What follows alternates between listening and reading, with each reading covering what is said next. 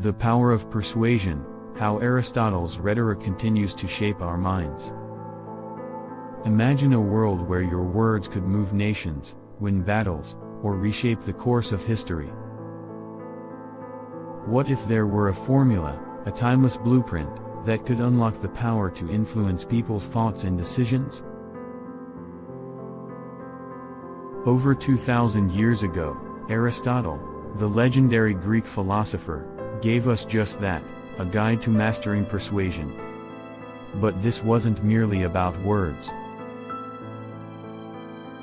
It was a deep dive into how the human mind works, how it processes information, and how it can be led, sometimes unknowingly, towards certain conclusions.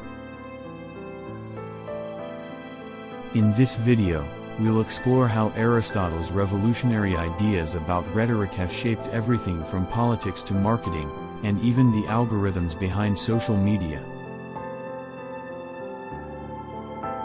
Most importantly, we'll uncover how they continue to influence the way we think, feel, and act, often without us realizing it. The triad of persuasion, ethos, pathos, logos. Aristotle's rhetorical framework is deceptively simple yet profoundly powerful.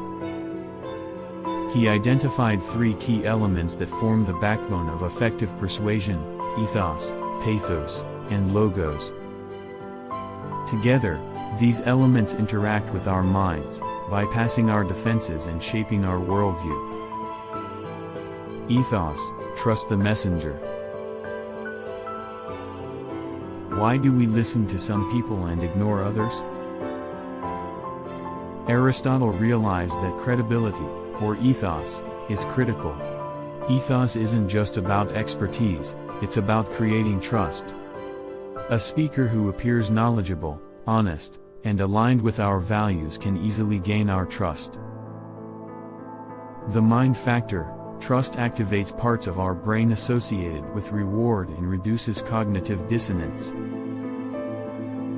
Once we trust someone, we're more likely to accept their ideas without critically analyzing them.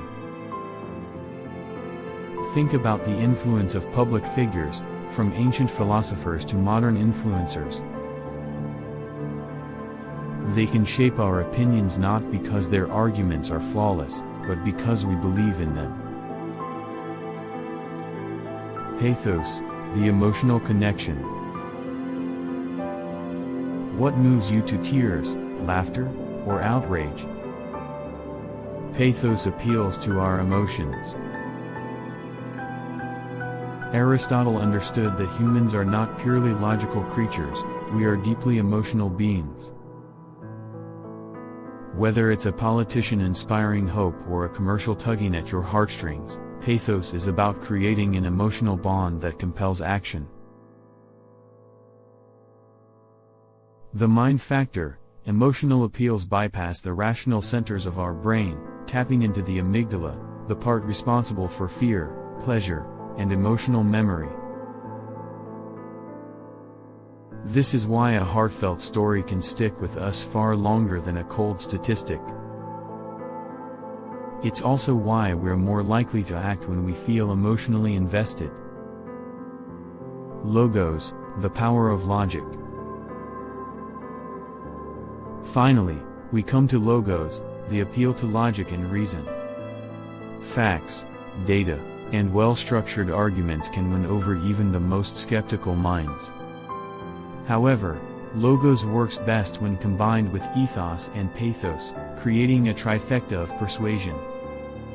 The mind factor, logos, engages the prefrontal cortex, where rational thinking occurs. But here's the twist. Studies show that when presented with overwhelming evidence that conflicts with our beliefs, our brains often resist. Aristotle intuitively knew this, which is why he emphasized blending logos with emotional and ethical appeals. Why this matters today. Fast forward to today, and Aristotle's principles are alive and well. Every time you scroll through your phone, watch a political debate, or engage in a heated argument, you're witnessing ethos, pathos, and logos at work. But how do these tools subtly shape our perceptions? The rhetoric of advertising. Ever wondered why some brands stick in your mind? Advertisers use Aristotle's tools expertly. Ethos comes from endorsements by trusted celebrities or experts. Pathos is in the heartfelt stories or humor-packed commercials. Logos appears in the form of product features or statistics. The result? A carefully crafted psychological appeal designed to make you buy. Political speeches, emotional manipulation. Think about history's greatest speeches, from Martin Luther King Jr.'s "I Have a Dream" to Winston Churchill's wartime addresses. These speeches combined ethos, their credibility, pathos, emotional connection, and logos, logical arguments, to inspire millions.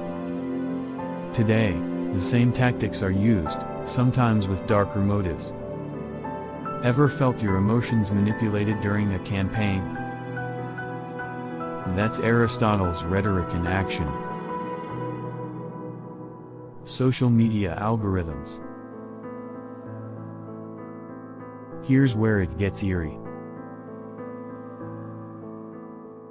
Modern algorithms amplify content that elicits strong emotional reactions, pathos, while reinforcing trust through influencers, ethos, and supporting claims with data, logos.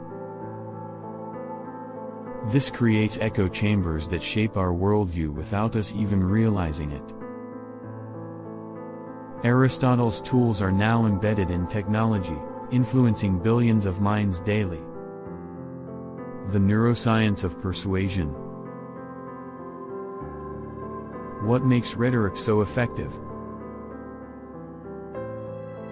The answer lies in our brains. When we encounter a persuasive message, several neural mechanisms kick in. Mirror neurons. When we see someone express emotion, like a passionate speaker, our mirror neurons fire, making us feel what they feel. This is the foundation of pathos. Dopamine release. Trusting a credible source, ethos, activates reward pathways in the brain, reinforcing the desire to follow their lead. Cognitive load. Logos can ease cognitive load by organizing information logically, making it easier for our brains to process and accept the argument. Understanding these mechanisms helps us see why rhetoric is so powerful. It's not just about the words, but how they interact with the architecture of our minds. Aristotle's eternal legacy. What's fascinating is how Aristotle's ideas have transcended time. From the courtroom to the boardroom, from political rallies to social media, his principles remain the foundation of effective communication. But they also come with a warning: rhetoric is a double-edged sword. While it can inspire progress, it can also be used to manipulate and deceive. So, next time you hear a speech, see an ad, or engage in a debate, ask yourself, which of Aristotle's tools are at play? Are they appealing to my trust, my emotions, or my logic? And how is this shaping the way I think? Understanding rhetoric isn't just about learning to influence others, it's about protecting your own mind. And in a world inundated with information, that might just be the most valuable skill of all.